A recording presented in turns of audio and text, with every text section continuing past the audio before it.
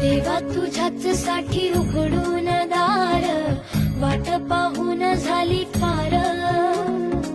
चिंता हरून देवा टकलास नार, दे माझ्या खांद्यावर भार.